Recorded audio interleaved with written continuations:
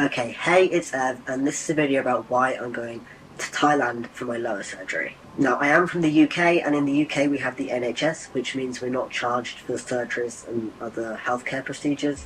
And after many years of being on wait lists for appointments to try to get referred, I was finally referred for my lower surgery in January 2022 on the NHS. At this point, there was already extreme backlog and huge wait lists for lower surgeries for transmasculine people, and this was not only caused by the pandemic. These surgeries were obviously suspended during lockdown, but then the andrology team apparently didn't secure a contract with a hospital to be able to perform these surgeries at in time for them to start back up again. So the waiting lists that were already long were made years and years longer. And these surgeries are happening again now, and I believe there is now 2 hospitals that are performing them, but waiting lists are years and years. Lower surgeries for transmasculine people, which is phalloplasty and metoidioplasty, are also usually done in several stages, and there are years you have to wait in between the stages with the NHS. So I've now been waiting for 2 years, and the last proper information I was given was that the new Victoria Hospital, which is the new hospital but the original lower surgery team is now performing surgeries at, they could not accept my referral to get on the proper waiting list, but I've been put on a waiting list which is held in order to then get onto the actual waiting list to have an appointment, like a consultation, and then probably wait even longer to have the actual surgery. And I have asked, but I can't even be given an estimate on how long this could be. So for all I know, it could be 5 years, it could be more, it could be less, and then who knows, I could have to wait, say, 2 years in between stages, and things could get much better and improve, or they could get worse, or they could stay the same. There's really just no way to know at this point. Hey, so something else I forgot to explain when I was filming that is that it's different to, like, with my top surgery.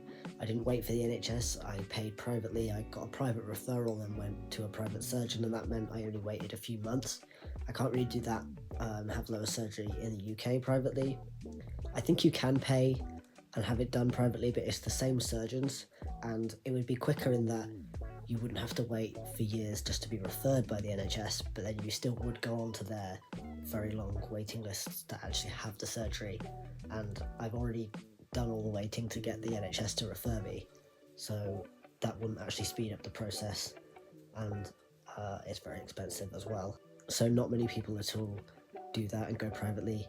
In the UK, I've only heard of a few people coming from other countries like years ago and getting it done by the same team that does it through the NHS. But yeah, that's not an option for me, and that's why I'm not paying and having it done within the UK. Now, I was first referred to an NHS gender clinic in 2017 when I was 21 years old, and I got top surgery and started testosterone privately, so the main things I wanted from the NHS was my hysterectomy and my lower surgery. I just had my hysterectomy done recently, and I'm nowhere near getting my lower surgery done. I thought I would be done by the time I was 30, that's like my goal, but I'm now about to turn 28 when I was 21 when I was first referred. So yes, as much as transphobes might like to say that I'm a poor lost child that's been brainwashed by social media, I'm closer to 30 than 25, let alone being a child. And when I was growing up, YouTube was pretty much Zoella, so yeah, that didn't happen.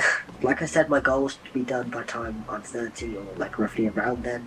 Now I'm worried if I wait for the NHS, I'll be more like 40, which is really not what I want. That's no shame to people who do transition later in life, but I just have a goal, and if I go with the NHS, I'm not going to be anywhere close to meeting it.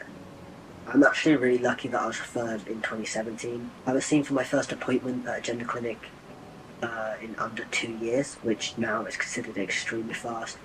Even 1 year later, things have just skyrocketed. Some people were waiting 5+ years just to be seen by a gender clinic. And I am very lucky to be in a position to be able to go abroad. This is not a video to complain about my specific situation. I just know that people are going to ask, why would you pay and go abroad when you live in England and you have the NHS for free? So this is a video just to explain that. There is also the fear, like, what if I wait for 8 years and then the NHS just decides to stop doing these surgeries, which I'm not saying that that's happening. I'm not saying that I've seen evidence that that's about to happen. It's just a fear in the back of my mind as a trans person to have all that power in other people's hands.